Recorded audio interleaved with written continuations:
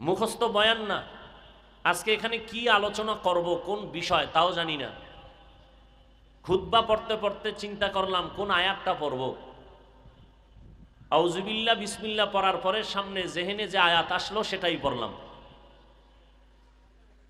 এখন এই আয়াত দিয়া বয়ান বহু জায়গায় করেছি, একই আয়াতের বয়ান, কিন্তু 10 জায়গায় 10 ভাবে হয়েছে।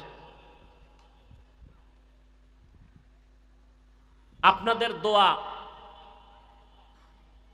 আল্লাহর রহমত যদি থাকে তো আয়াত ও হাদিসের আলোকে কিছু কথা বলবো, আল্লাহ যদি তৌফিক দান করেন আর আপনারা যদি দোয়া করেন। আল্লাহ পাক শেষ দোয়া পর্যন্ত আমাদেরকে বসে থাকার তৌফিক দান করেন।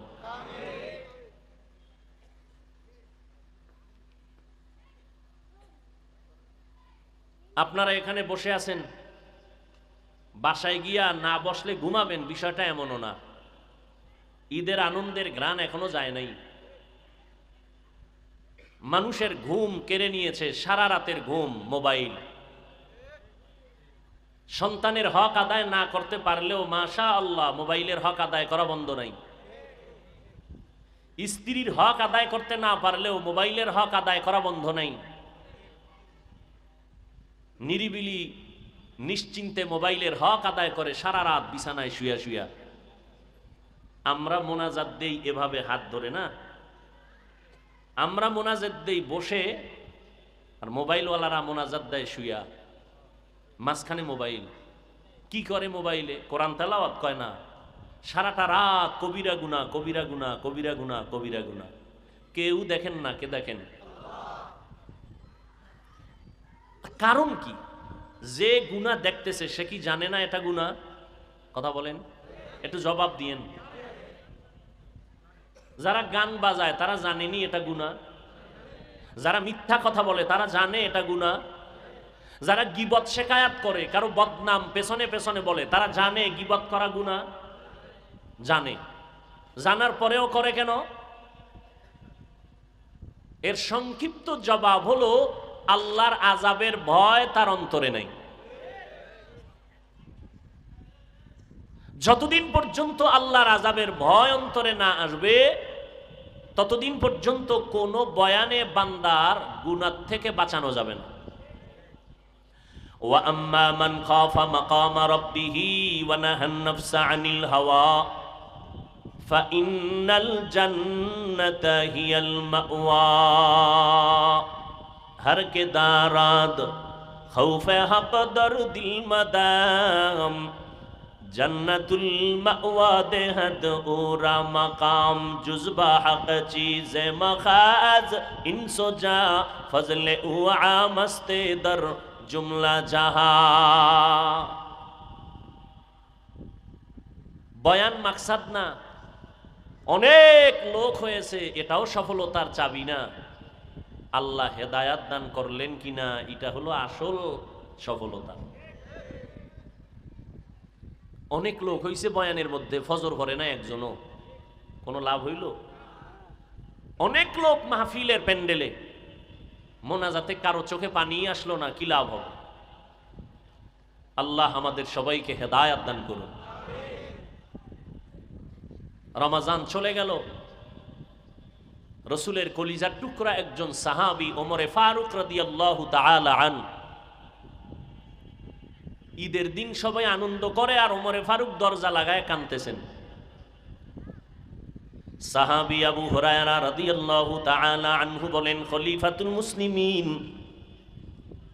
রমজান মাস চলে গেল, ঈদের আনন্দ বন্ধ করে কাঁদেন কেন? খলিফাতুল মুসলিমিন ওমর বলেন, ভাই আবু হুরায়রা, আনন্দ ওই ব্যক্তি করবে যার মধ্যে কোনো পেরেশানি নাই, চিন্তা নাই। আবু হুরায়রা রাদিয়াল্লাহু তাআলা আনহু বলেন, খলিফাতুল মুসলিমিন, আপনার কিসের পেরেশানি, কিসের চিন্তা? ওমরে ফারুক বলেন, ভাই আবু হুরায়রা, রমাজানুল মুবারক চলে গেল, রমাজানের রোজা কবুল হলো কিনা চিন্তা, তারাবি পড়লাম কবুল হলো কিনা চিন্তা, জাহান্নামের আগুন থেকে মুক্তি পেলাম কিনা চিন্তা। এই চিন্তা কে করেন? কে করেন? ওমর। কে সে ওমর? কে সে ওমর? যেই ওমর জান্নাতি 10 জন সাহাবাদের দ্বিতীয় সিরিয়ালের সাহাবী। কে সে ওমর? নদীর মধ্যে পানি নাই, বহুদিন শুকনা। একজনে এসে বলেন নদী শুকায় গেছে, পানি নাই। একটা চিঠি লিখে দিলেন, বলে চিঠিটা নদীর মধ্যে ফেলে দাও। চিঠির মধ্যে কি লেখছেন তিনি জানেন আর আল্লাহ জানেন। নদীর মধ্যে চিঠি ফেললেন, মুহূর্তের মধ্যে নদীর মধ্যে জোয়ারের পানিতে ভরপুর হয়ে গেল। এই চিঠি লেখনেওয়ালা হযরত ওমর। কপাল খারাপ, আমার বাংলাদেশে কিছু আল্লাহর বান্দা আছেন যারা ওমরে ফারুক রাদিয়াল্লাহু তাআলা আনহুকে ভণ্ড পর্যন্ত বলতে দ্বিধা করে না। যারা ওমরে ফারুক রাদিয়াল্লাহু তাআলা আনহুকে ভণ্ড বলে তারাই তারাবি 20 রাকাত পড়ে না। কেন? তারাবি 20 রাকাত জামাতের সাথে সিদ্ধান্ত করে চালু করেছেন নবীজির মসজিদে ওমরে ফারুক। হাজার হাজার হাজার সাহাবাদেরকে নিয়ে মিটিং করে 20 রাকাত তারাবির জামাত চালু করেছেন হযরত ওমর। একদল বলে আমরা ওমরকে মানি না। আল্লাহ কয় আমি ওমরের মানি, নবী আপনিও মানেন। যেই ওমর 27 বছর বয়সে 40তম মুসলিম, নবীর হাতে 39 জন মুসলমান, নারী পুরুষ, নারী 11 জন। 40তম পুরুষ মুসলমান হলেন হযরত ওমর, বয়স তখন 27। সমস্ত নবী রাসূল আল্লাহ পাকের আশিক, আর আল্লাহ হলেন রহমাতুল লিল আলামিনের আশিক। ব্যবধানটা বুঝেন নাই? সমস্ত নবী রাসূল কার আশিক? বলেন, কথা বলেন। আল্লাহ কার আশিক? ঠিক তেমনি ভাবে সমস্ত সাহাবায়ে কেরাম রাসূলের আশিক, আর রাসূল হলেন ওমরে ফারুকের আশিক। কি মনে হয় আপনাদের কথাগুলো পছন্দ হয় না? আল্লাহ ওমরের মতে একমত হইয়া কোরআন শরীফে কয়েক জায়গায় আয়াত নাজিল করে বলেন, ও জিব্রাইল নবীকে বলো ওমরের মত আমি আল্লাহ মেনে নিলাম, নবীকেও মেনে নিতে বলো। যেমন 1 মিনিটে একটা উদাহরণ, ওমরে ফারুক সহ নবীজি বাইতুল্লাহ তাওয়াফ করতেছিলেন। বাইতুল্লাহ তাওয়াফ করে 7টা চক্কর দিয়া 2 রাকাত নামাজ পড়তে হয়, ওয়াজিব নামাজ। নবীজির তাওয়াফ শেষ, 2 রাকাত নামাজ কোথায় পড়বেন? বাইতুল্লাহর দরজা বরাবর, নাকি জমজম কূপের কিনারায়, না হজরে আসওয়াদ পাথরের কাছে? পরামর্শ নিলেন। ওমর বলতেছেন নবী আমার মন চায় যেই পাথরে দাঁড়াইয়া ইব্রাহিম নবী বাইতুল্লাহ নির্মাণ করেছেন, এটাকে বলে মাকামে ইব্রাহিম, এই পাথরকে সামনে রেখে 2 রাকাত নামাজ পড়ি। নবী বলেন পরামর্শ শেষ, সিদ্ধান্ত আসবে আরশে আজিম থেকে। নবী চুপ। জিব্রাইল এসে হাজির। জিব্রাইল আমিন এসে বলেন ইয়া রাসূলুল্লাহ, আয়াত নাজিল করে পাঠাইছেন আল্লাহ, ওমর যেই মত পেশ করেছেন আল্লাহ মেনে নিয়েছেন, আপনাকেও মানতে বলেছেন। সেই ওমর 20 রাকাত তারাবির জামাত চালু করছেন। কিয়ামতের দিন যদি বলে ওমরের মতে একমত হইয়া কোরআনে আয়াত দিলাম আমি আল্লাহ, আমার ওমর 20 রাকাত তারাবি চালু করেছেন, আমি ওমরের মতটাই পছন্দ করি, 8 রাকাত আলার উভয় কি হবে সেদিন? 8 রাকাত আলারা বলবে আল্লাহ আমরা কি জাহান্নামী? কয় না না, সিরিয়ালে দাঁড়াও, জান্নাত পাবা, তবে লেট হবে, 20 রাকাত আলাদেরকে আগে ঢুকায় লই।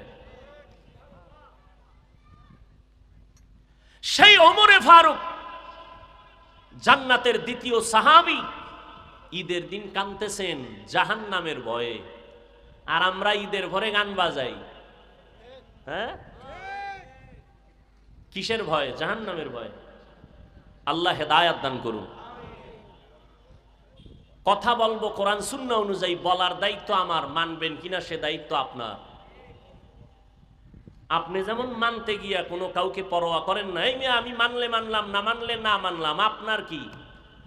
তো আমারও দায়িত্ব বলার, আমি বললে বললাম, না বললে না বললাম, আপনার কি? জবাব দিতে হবে আল্লাহর কাছে আমার। এজন্য আমি বলতেছি, মানবেন কিনা সেটা আপনার ব্যাপার, তবে দোয়া করি আল্লাহ মানার তৌফিক দান করেন। কয়দিন আর বাঁচবেন? চোখের সামনে দেখতে দেখতে বহু আল্লাহর বান্দাকে হারিয়ে ফেলেছে। ইয়া আইয়ুহাল্লাযীনা আমানুত্তাকুল্লাহা ওয়াল তানজুর নাফসুম মা কদ্দামাত লিগাদিন ওয়াত্তাকুল্লাহ ইন্নাল্লাহা খাবীরুম বিমা তা'মালুন। আল্লাহ বলেন, ও মুমিন, আল্লাহকে ভয় করো। কাকে ভয় করো? ওয়াল তানজুর নাফসুম মা কদ্দামাত লিগাদ, সামনের দিনের জন্য তোমার পাথেও সঞ্চয় করো। কারণ তুমি যা করবা তাই তুমি সামনের সময় পাইবা। সকালবেলা বাজারে গিয়া যদি তুমি ইলিশ মাছ কিনো, দুপুর বেলা খানার সময় ইলিশ মাছ পাইবা। সকালে বাজারে গিয়া যদি ইলিশ মাছ না কিনিয়া দুপুর বেলা যদি বলো বিবি ইলিশ মাছ দাও, কোনোদিন পাওয়া যাবে না। আল্লাহ দুনিয়া নামক গ্রহে আমাদের পাঠাইছেন আখিরাতের বাজার করার জন্য। দুনিয়ার বাজারে বসে আখিরাতের মাল সঞ্চয় করো। মরণের পর থেকে তার বিনিময়ে তুমি সামনে দেখবা, হাসরের ময়দানে দেখবা। আখিরাতের মাল তুমি সঞ্চয় যদি করতে চাও, দুনিয়া নামক বাজার থেকে পারবা না যতক্ষণ পর্যন্ত তোমার অন্তরে আল্লাহর ভয় আসবে না। আর আল্লাহর এই ভয়ের নাম তাকওয়া। যারা আল্লাহকে ভয় করবেন তাদের নাম হলো মুত্তাকি। আল্লাহ তাআলা বলেন, এই তাকওয়া অর্জন করার রাস্তা দুইটা। একটা হলো খাঁটি আল্লাহওয়ালাদের সোহবত, আর একটা হলো রমাজানের রোজা। রোজার মাধ্যমে তাকওয়া যে দ্রুত গতিতে অর্জন হয়, ভিন্ন কোনো আমলে হয় না। এজন্য আল্লাহ কয় হাদিসে কুদসি, নবীজি উম্মতকে বলে দেন, নামাজের হাদিয়া ফেরেশতার মাধ্যমে দিলাম, তেলাওয়াতের হাদিয়া দিয়া দিলাম, যাকাতের হাদিয়া দিলাম, রোজার হাদিয়া দিলাম না। রোজাদারকে জানায় দেন, আমি আল্লাহ আমার হাতে বান্দার সামনে ডাইরেক্ট হাদিয়া দিয়া দিব। আল্লাহ ডাইরেক্ট দিয়ে দিবেন রোজাদারকে হাদিয়া। মুহাদ্দিসিনে কেরাম বলেন, কি দিবেন হাদিয়া আল্লাহ? নবীজির হাদিস দ্বারা আল্লাহ জানায় দিছেন। আল্লাহ বলেন হাদিয়া হলো, আল্লাহ বলেন রোজাদার তুমি আমার জন্যই রোজা রাখছো, এর হাদিয়াটা আমি আল্লাহ নিজেই। অর্থাৎ রোজাদার তুমি আমার, আমি আল্লাহ তোমার। হরকে দারত খৌফে হকদর দিল মাদাম জান্নাতুল মাওয়া দেহাদ উরা মাকাম।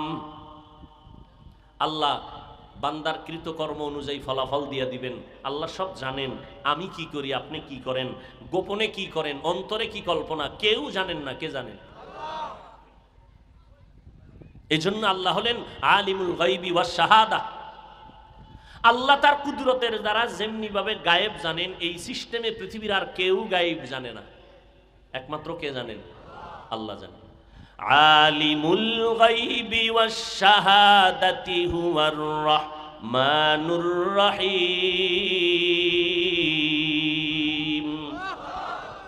গায়বের মালিক কে? কেউ যদি মনে করে এই আল্লাহ যেইভাবে কিছু জানেন এটা আরো কেউ জানেন, এই মনে করার নাম শিরিক।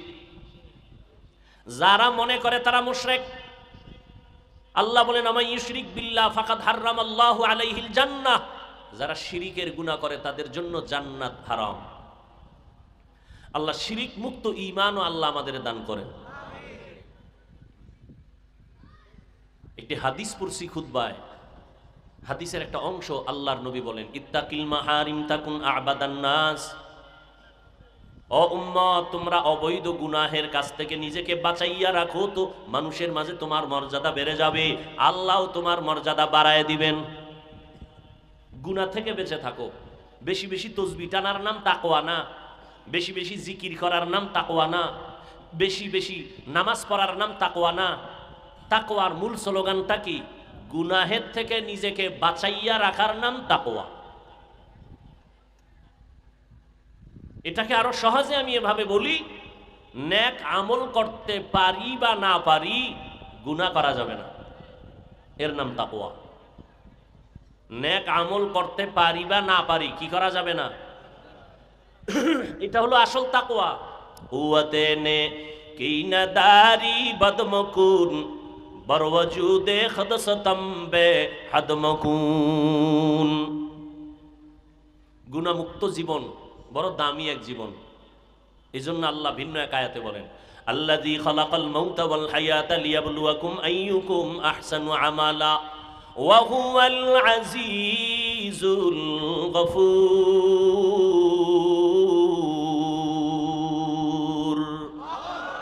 আল্লাহ বলেন আমি হায়াত আর মৌতের মাঝখানে তোমার জীবন দিলাম, জীবন দিয়ে পাঠাইলাম কেন? আমলের পরীক্ষা নিব, আমি দেখব কারা ভালো আমল করে। বেশি আমল না ভালো আমল? বেশি আমল আল্লাহ চান না, ভালো আমল চান। কিন্তু কোন দিনের আমলটা ভালো হবে কারো জানা নাই। এই জন্য আমল চালায় যাও, চালায় যাও, চালায় যাও। একদিনের আমল যদি আল্লাহর কাছে ভালো হয়, এই একটা দিনের সেজদা জান্নাত ওয়াজিব করে দিবে।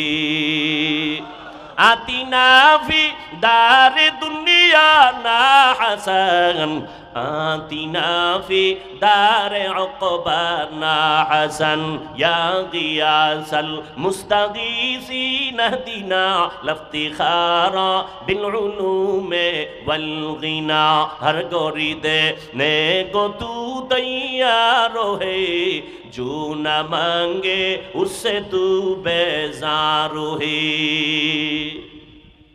গুনাহমুক্ত জীবন বান্দা অর্জন করো, সেজন্য লাগবে আল্লাহর ভয়, তাকওয়া। তাকওয়া অর্জন করার জন্য লাগবে খাঁটি আল্লাহওয়ালাদের নেক নজর। এখন ভেজাল ভরা দুনিয়া, ধর্ম নিয়ে ভেজাল দিন দিন শুধু বেড়েই চলছে। এতদিন ভেজাল ছিল মসজিদের বাইরে, এখন ভেজাল মসজিদের ভেতরে। কে বুকে হাত বানলো, কে নাভির নিচে হাত বানলো, এ নিয়ে দ্বন্দ্ব, এ নিয়ে সালাম নাই কালাম নাই। সালাম দেয় না, আমরা দিলেও নেয় না, আছে না নেই? বিষয় কি? নাভির নিচে হাত বাঁধি কেন? তাহলে এতদিন দ্বন্দ্ব ছিল, তর্ক বিতর্ক ছিল মসজিদের বাহিরে, এখন কোথায়? মসজিদের ভেতরে। আল্লাহ সবাইকে হেদায়াত দান করুন।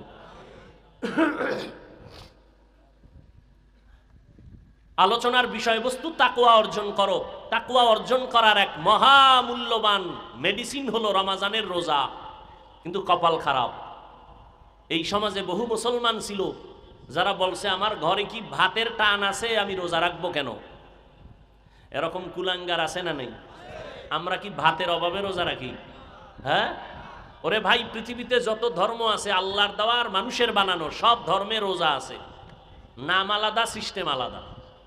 তার মানে না খাওয়ার সাধনা হিন্দুদের মধ্যে আছে, না খাওয়ার সাধনা বৌদ্ধ ধর্মের মধ্যে আছে, না খাওয়ার সাধনা খ্রিস্টান ধর্মের মধ্যে আছে, না খাওয়ার সাধনা। আমরাও না খাইয়া সাধনা করি, তবে ব্যবধান কি?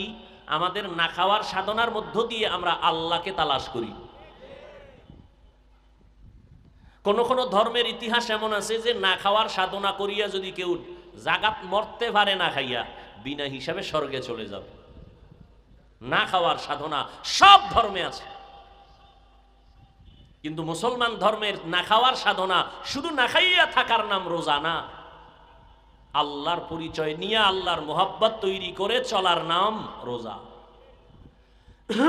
এজন্যই রোজার মাধ্যমে তাকওয়া অর্জন হয়। তাকওয়া মানে গুনাহমুক্ত হওয়া।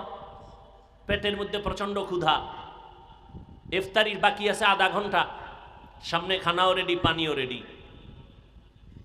ইফতারি রেডি, 10 প্লেটে 10 জনের ইফতারি। রোজাদার দাঁড়াইয়া বসার আগে চিন্তা করে 10 জনের যে ইফতারি দিছে তো আমার একার লাগে, কি দিছে? পেটে এই পরিমাণ ক্ষুধা। এত প্রচন্ড ক্ষুধার পরেও ইফতারির 20 মিনিট আগে কি কেউ পানি পান করে? কার ভয়?